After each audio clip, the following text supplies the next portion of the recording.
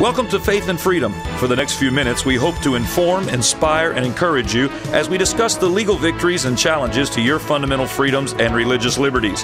Faith and Freedom comes to you from Liberty Counsel, a civil liberties education and legal defense organization. Join us now as Matt Staver, the President and General Counsel of Liberty Counsel, explains the latest legal issues all across this country in the courtrooms of America. Liberty Counsel is winning the battle for your constitutional freedoms.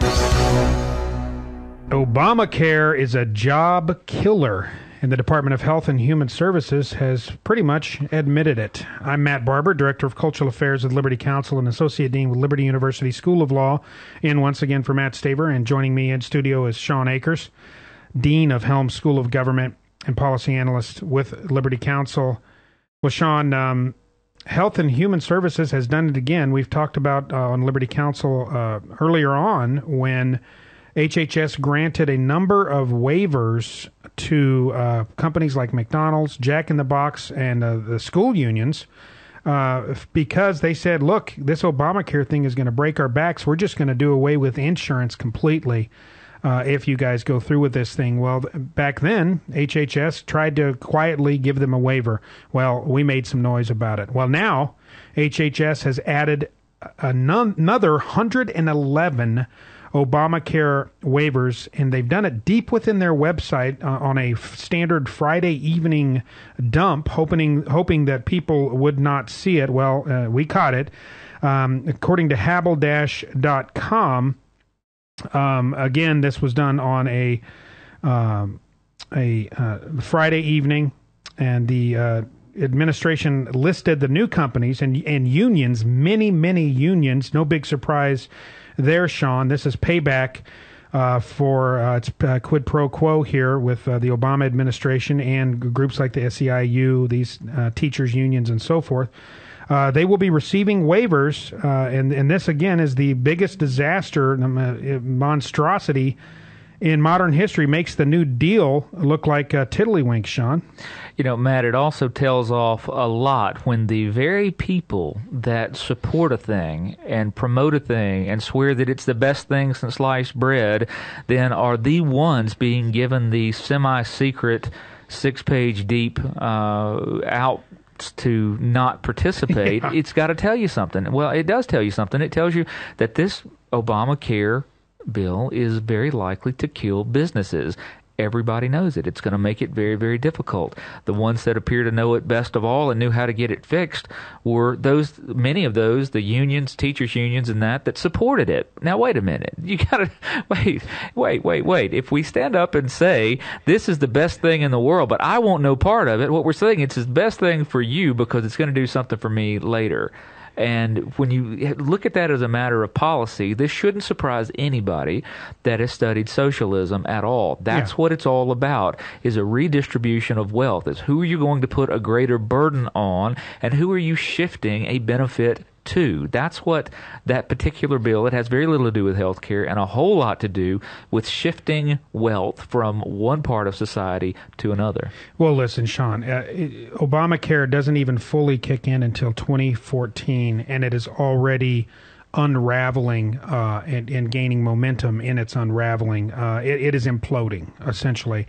I honestly, I don't think Obamacare is long for the world. It has to be either repealed legislatively, which I know certainly Republicans in Congress, many new Republican freshmen, many from the kind of the Tea Party movement, if you will, have vowed to do. Obviously, Barack Obama is not going to sign away his crown jewel, his signature piece of legislation. He has basically hedged his bets here, and he is rolling the dice. His entire presidency rests upon, and his legacy rests upon how well Obamacare does. We know even the CBO has said that it is essentially unsustainable, and B, just if Obamacare even survives, if it does not survive, then Obama will, I think, secure his place in history as America's worst president ever. I happen to believe he's already secured that place. He's at the very least, the most radical left-wing president we've ever had in history. But, Shawn, unsustainable has a meaning to it.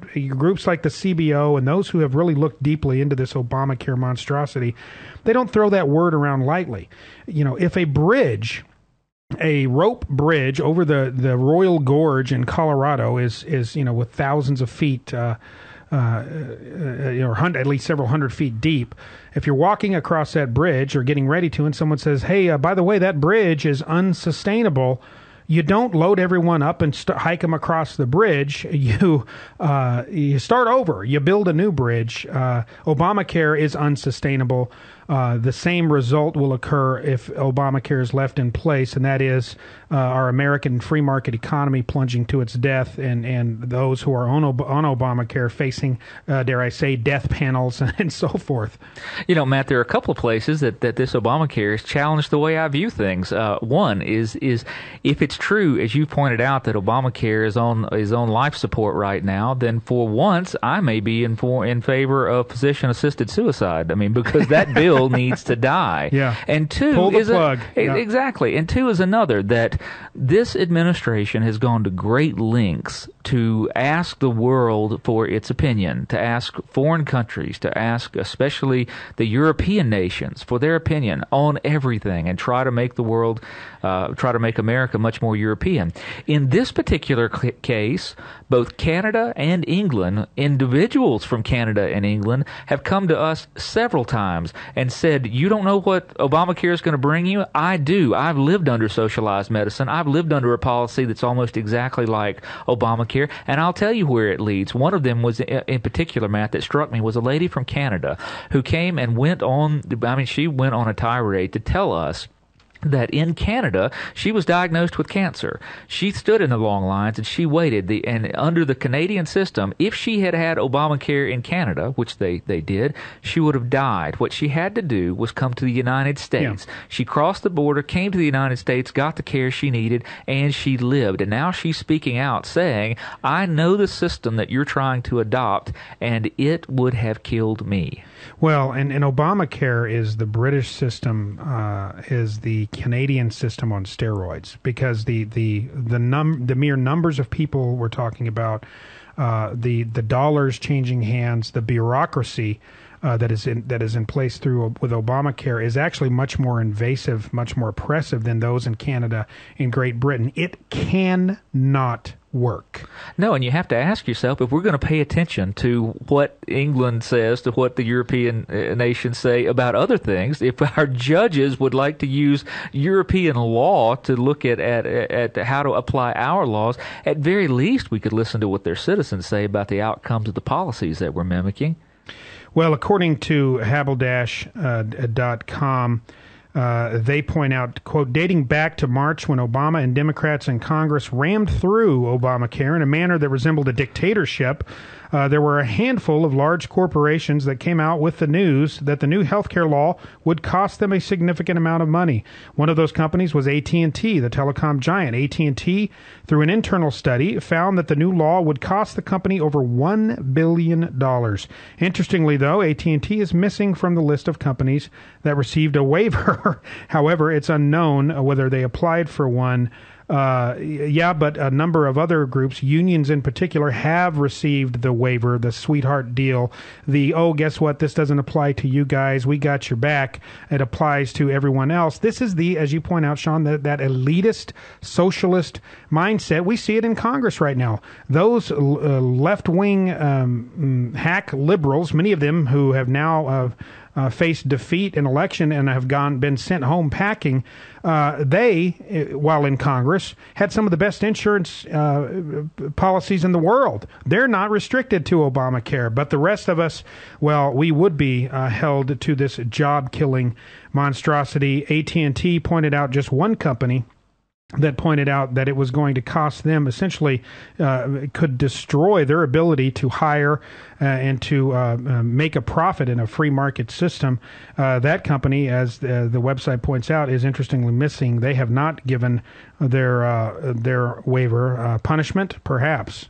You know, you never know, Matt. It would be very interesting to know what's going on behind the scenes on these things, but the fact is that the mere fact that you've got folks in the medical line who are refusing to take the medicine tells you they've done their research and that this bill is dangerous to the American economy, especially to small businesses in the United States. Well, folks, Liberty Counsel was at the forefront in fighting this piece of legislation that was rammed through against the will of the American people using smoke and mirrors, if you'll recall, and parliamentary procedures that had never been used in such fashion before. Well, we will continue to fight. Our lawsuit goes forward, challenging the constitutionality of Obamacare. We are expecting a favorable ruling in that to come down soon. Go to lc.org to learn what we're doing to protect you from this socialized medicine monstrosity, or give us a call at 1-800-671-1776. Become a part of Liberty Counsel's ministry today. You have been listening to Matt Staver of Liberty Counsel. Our hope is to encourage and inspire you to stand up for your faith, family, and freedoms. We can accomplish a lot when we work together. Get informed and get involved today. Sign up for our free monthly newsletter, The Liberator. We will send it out to you free of charge. Stay informed with our Liberty Alert email update. Just click on the website at www.lc.org or call us at 1-800-671-1776. Tune in next time to learn more about your rights right here on Faith and Freedom.